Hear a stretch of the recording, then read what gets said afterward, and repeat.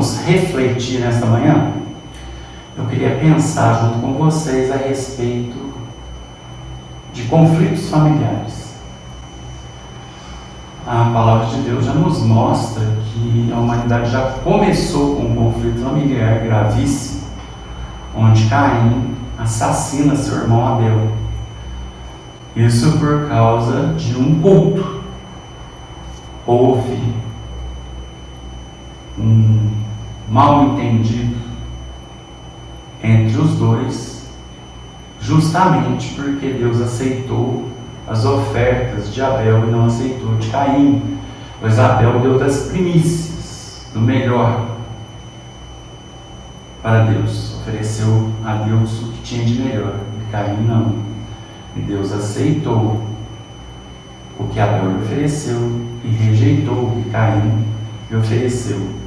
Isso fez com que o desentendimento e a inveja produzisse um fruto de morte, pois Caim não suportou a inveja e matou seu irmão Abel.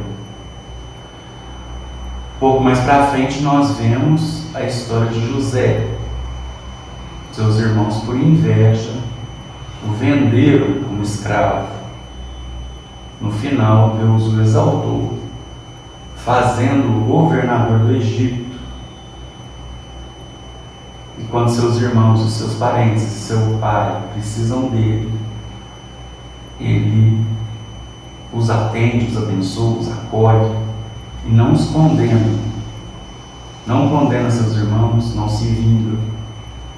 E diz que aquilo ou aquela traição, o mal que os seus irmãos desejaram para ele, foi providencial.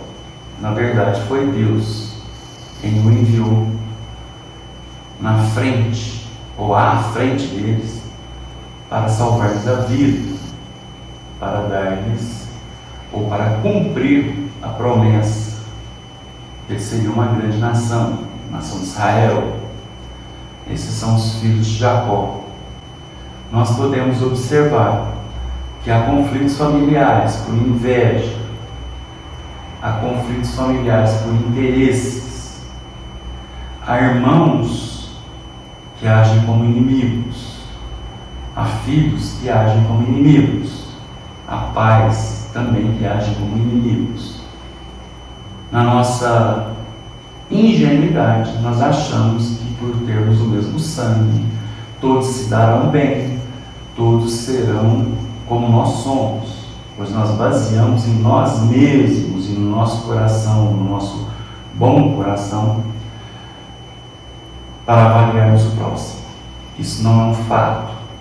Cada pessoa tem a sua própria maldade ou bondade, ou consciência ou inconsciência, interesses diversos.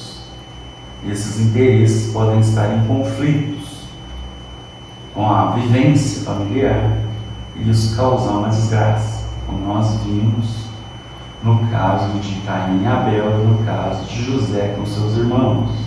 Se não é o bom coração de José, se não é a ação de Deus em José, ele poderia ter matado a todos. Nós vemos que Caim mata Abel, nós vemos que José perdoa os seus irmãos. São dois perfis, pessoas distintas, uma de Deus, outra de Satã. As guerras familiares travadas já são bíblicas desde que o mundo é mundo. Deus já nos alerta a respeito disso. E quando nós temos um problema, seja ele físico, seja ele espiritual, seja financeiro, emocional, psíquico, nós podemos descobrir quem é quem. Quais são os seguidores de Abel, quais são os seguidores de Caim, quais se comportam como José e quais se comportam como os irmãos de José, que tem o mesmo perfil do Judas. Nós descobriremos quem é quem, basta observarmos. Nós não podemos abrir o coração para todas as pessoas e vivemos de peito aberto. Nós necessitamos abandonar a ingenuidade e analisarmos as ações das pessoas de acordo com aquilo que elas estão realmente fazendo e não de acordo com aquilo que elas estão falando, pois há uma epidemia de psicopatas, há uma epidemia de narcisistas e nós precisamos nos proteger dessa gente. Essas criaturas são perversas, elas são más. Eu diria que elas são descendentes de Caim, são os filhos de Caim, simbolicamente dizendo que nos querem assassinar, começando a nos assassinar por dentro, nas emoções, nos decepcionando.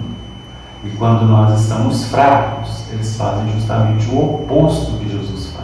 Se nós estamos na sarjeta, na esquina, morrendo ou enfermando, eles pisam nas nossas cabeças para que nós possamos morrer mais depressa. Pois o objetivo deles é eliminar a todos que não são interessantes para eles. Quando nós não temos nada a oferecer, materialmente falando, ou em forma de status, eles não têm interesse em nem conversar conosco. Nós deixamos de ser interessante, passamos a ser uma coisa.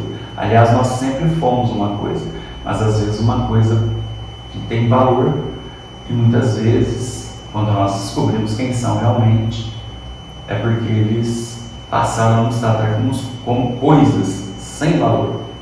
Isso pode vir de quem é mais próximo da gente: cônjuge, filhos, pais, parentes, amigos.